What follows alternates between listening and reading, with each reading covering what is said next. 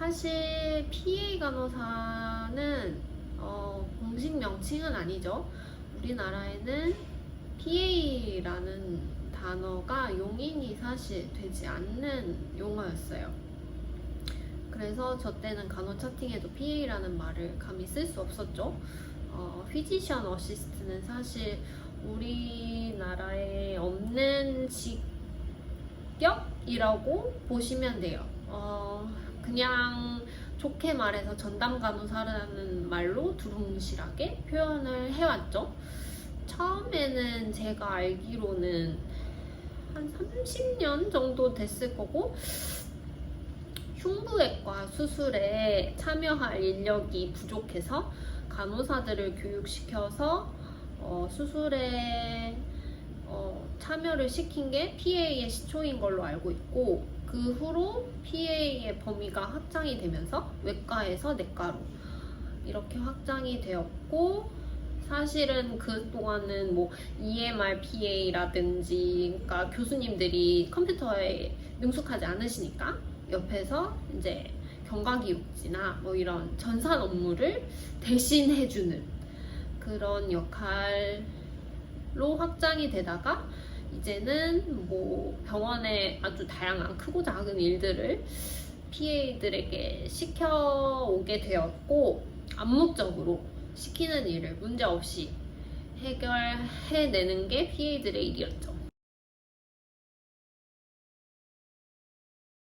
이제 문제는 의정사태가 터진 거죠. 그러면서 전공의들이 집단 사직을 하고, 병원에서 그들이 해야 할 일들은 많은데 할 수 있는 인력이 다 빠져나갔잖아요. 그래서 PA를 대거 뽑아서 PA를 데려다가 그 일을 대신 시켰어요. 뭐 각종 동의서 작성, 뭐 여러 가지 서류 작업, 뭐 드레싱이나 뭐 그 외에 더 침습적이기도 한 처치들도 많이 한 걸로 알고 있고, 그래서 그렇게 PA들이 이제 공백을 메우다가 이제 전공의 선생님들이 다시 병원으로 복귀를 하시게 됐잖아요.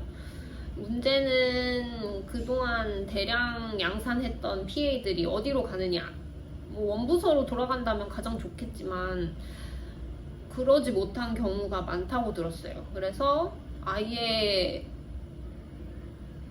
접촉점이 없는 타 부서로 배정이 된다거나, 예를 들면 중환자실 간호사가 응급실을 간다거나, 아니면 뭐 아예 휴직을 종용받기도 한다고 해요. 그래서 사실 필요할 때만 데려다가 쓰고, 또 이제 필요가 없어지니까 팽당하는, 그렇지만 억울하지만 할 말은 많지만 말을 할 수 없는 게 우리 간호사들의 입장인 것 같아요. 그래서 이런 얘기를 왜 하느냐, 뭐 의사들 보고 너네가 책임져라 이런 얘기는 아니고요.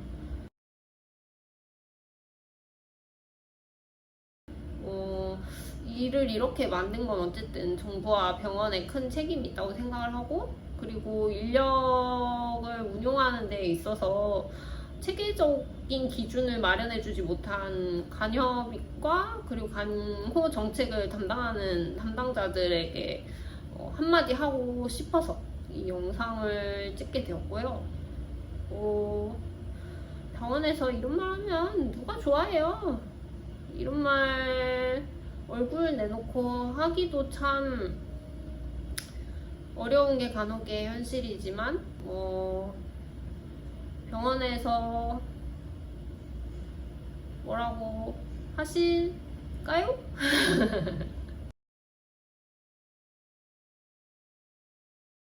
간호 인력을 좀 체계적으로 활용해 주시고, 제일 중요한 건 어쨌든 그냥 돌려막는 인력으로 좀 제발 쓰지 마시고, 전문 인력으로 더 성장할 수 있게 정책과 또 여러 환경, 여건들을 만들어 주셨으면 좋겠고, 이 PA들의 갈 곳에 대해서 대책을 좀 마련을 해주셨으면 해요. 뭐 의사 선생님들 다 복귀하셨잖아요. 그들도 자기의 자리를 찾아서, 그럼 PA들도 자기의 자리를 찾아서 돌아갈 수 있게 해주셔야죠. 필요에 의해서 불러다 쓰셨잖아요. 우리가 원해서 뭐 한 게 아닌데. 그러니까 좀 그냥 뒷짐지고 나몰라라 하지 마시고 해결책을 빨리 마련을 해주셨으면 좋겠고,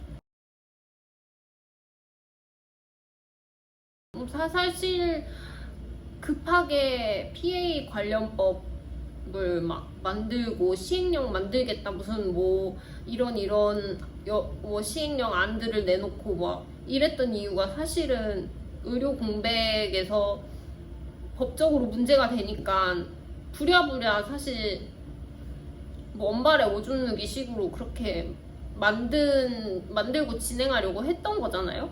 근데 이제 의사 선생님들이 다 돌아오시고 더 이상 PA가 뭐 이렇게 일할 이유가 없으니까, 의사들을 대신해서 일할 이유가 없으니까 이제 더 이상은 뭐 중요한 건 이게 법으로 되냐 안 되냐를 떠나서 제가 생각했을 때는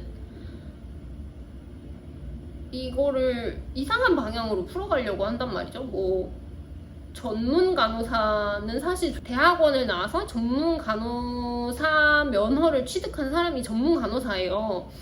근데 뭐 전문 간호사와 전담 간호사를 일원화하겠다, 뭐 전문 간호사만 전담 간호사를 할 수 있게 하겠다, 뭐 이런 여러 가지 방안들이 막 나왔는데,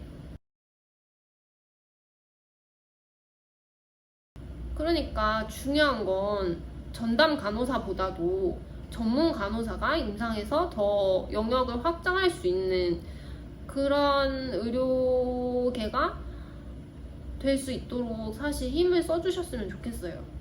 의사도 전문의가 있잖아요. 간호사도 여러 개 전문 분야가 있고, 근데 어쨌든 전문 간호사 면허가 있어도 임상에서 활용하지 못한다는, 그냥 승진하기 위해서 필요한 정도? 근데 사실 승진하려고 대학원 해서 전문 간호사 면허를 따기에는 그 과정이 너무 험난하고, 정말 더 임상에서 유용하게 쓰이기 위해서 존재하는 제도인데 제대로 활용되지 못하고, 미국은 좀 다르거든요. 일단 대학원을 나온 간호사 자체가 일반 레지스터드 널스랑 직역 자체가 달라요. 그래서 우리나라도 좀 널스의 체계를 좀 더 세분화하고 각자의 업무 범위를 명확하게 하고 그걸 간호법에 명시를 하고,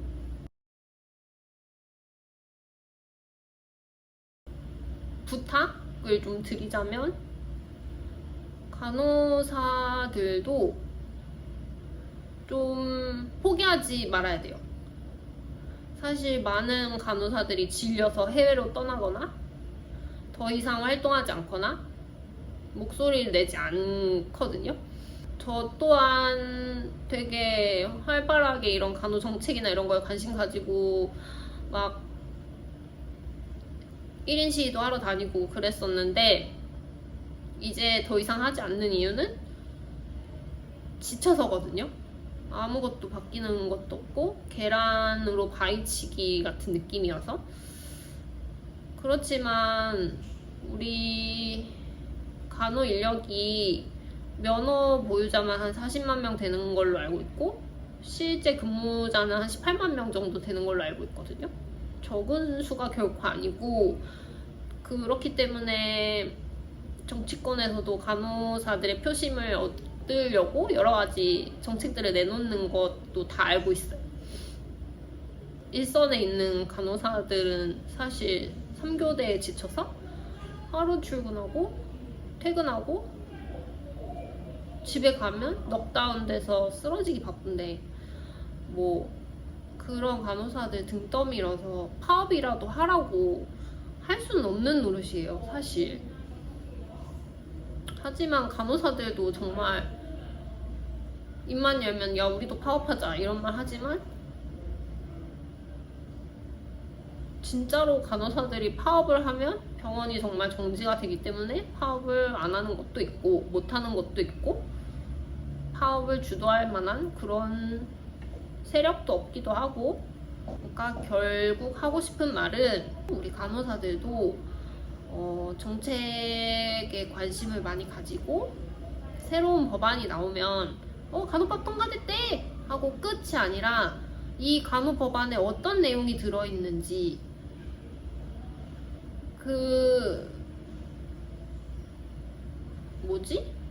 갑자기 말이 생각이 안 나네. 의안 발의 시스템? 입법 예고 시스템 들어가면 입법 예고된 발의한 그런 법안들의 전문을 읽어볼 수 있거든요. 그리고 자기 의견도 남길 수 있어요. 그래서 그런 활동을 좀 적극적으로 하고,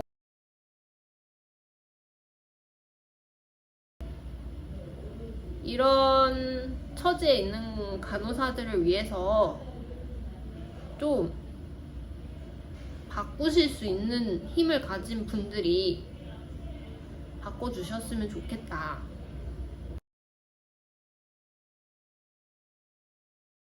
간호법에 필요한 건 간호사는 사정을 하고 뭘 하고 이런 내용이 아니라 진짜 중요한 건 간호사가 할 수 있는 일, 간호사가 하면 안 되는 일, 어떤 간호사가 어디까지 할 수 있는지, 간호사 한 명이 환자를 몇 명까지 볼 수 있는지, 그걸 지키지 않았을 때 병원이 어떤 제재를 당해야 하는지, 면허 관리를 어떻게 할 것인지, 교육을 어떻게 할 것인지, 간호교육도 실습생들 린넨 가져오는 거, 부서 저 부서에서 필요한 물건 빌려오고 이런 데 쓰지 말고 제발 정말 실습다운 실습을 해서 1000시간 채워서 임상에 나올 수 있게 정말 많은 것들이 바뀌어야 된다고 생각을 하고,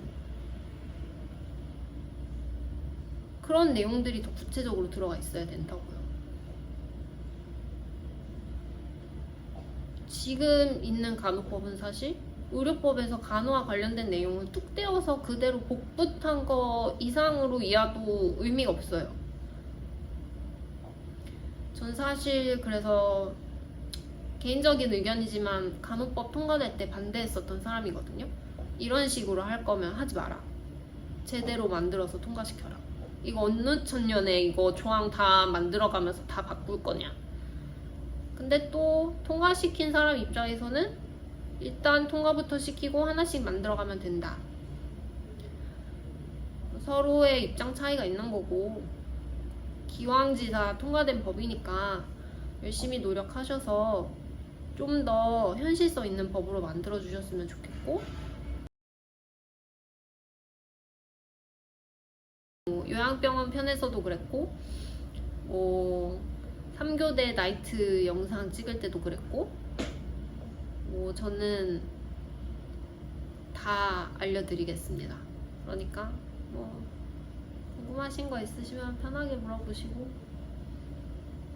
저하고 더 진지한 얘기를 원하시면 그것도 댓글로 남겨주시면 2탄을 한번 찍어보도록 하겠습니다. 일단은 중요한 건 아직까지 환자가 오지 않았다는 겁니다. 그럼 이만 안녕.